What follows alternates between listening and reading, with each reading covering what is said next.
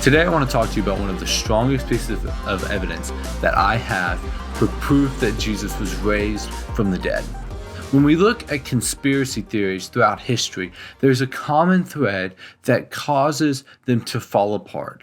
It's two things: time and the amount of people that are in on the conspiracy theory.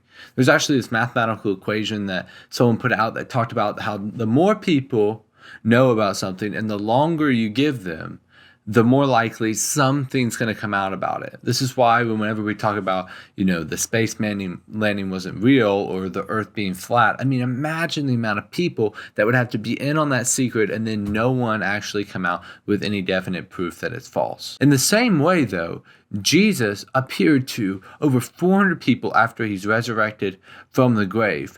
But during the lifetime of all of the eyewitnesses of Jesus, there's no one talking about how he wasn't actually resurrected. All of the historical accounts of Jesus that are in the gospel are that he's resurrected. The historical accounts that we have surrounding the time of the gospel where people were talking about the early church was that everyone in the early church was claiming that Jesus was resurrected. A lot of the ideas that people like to push back against it today, the conspiracy theories surrounding the cross, tend to be raised up centuries after the eyewitnesses actually lived. One of the strongest pieces of evidence that we have that Jesus was raised from the grave is how his disciples acted before he went to the cross and after. So in the Gospel of Matthew, when Jesus is being arrested, it says this: "Then the disciples deserted him and fled." After Jesus is arrested, everyone flees.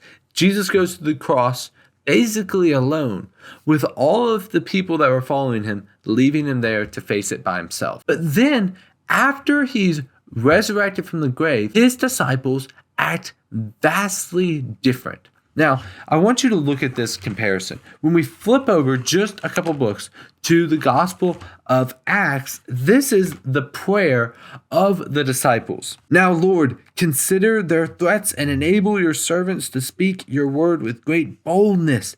Stretch out your hand to heal and perform signs and wonders through the name of your holy servant Jesus." This was prayed by the early church after Peter and John were beaten and persecuted because of their faith. This is prayed in a time when the early church was being martyred, were being murdered for what they believed. Look at this. On the one hand, if it was a lie, they have everything to lose by lying.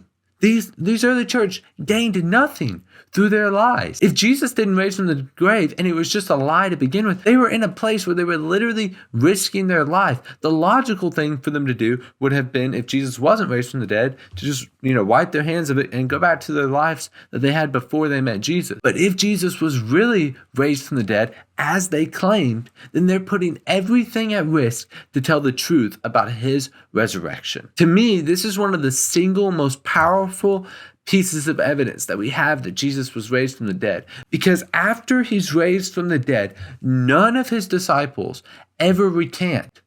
We don't have any of the disciples, none of the 12, turning and saying, "You know what? Yeah, it was all a lie the whole time, and he wasn't actually raised from the dead, and I don't want to be killed." No, in fact, all of his disciples are murdered for believing that Jesus died and then was resurrected through the Holy Spirit's power from the grave. You can put this in contrast with the Book of Mormon. But the Book of Mormon has a list of witnesses at the very beginning. Many of these witnesses throughout their lives actually recanted and admitted that it was a lie, that Joseph Smith never actually had these golden tablets. Now, this is very different from the disciples' reaction. The disciples hold fast to Jesus being resurrected from the grave because it's a truth, and their conviction seems to grow stronger the longer and older they get. So my name's Logan, and I'm reading through the whole Bible with you. If you like this video and you want to read through the Bible, there's more information in the link in the description below. If not, then you need to leave a like because it does help the channel a lot. And I want to see you back here later as we keep reading through the Bible together.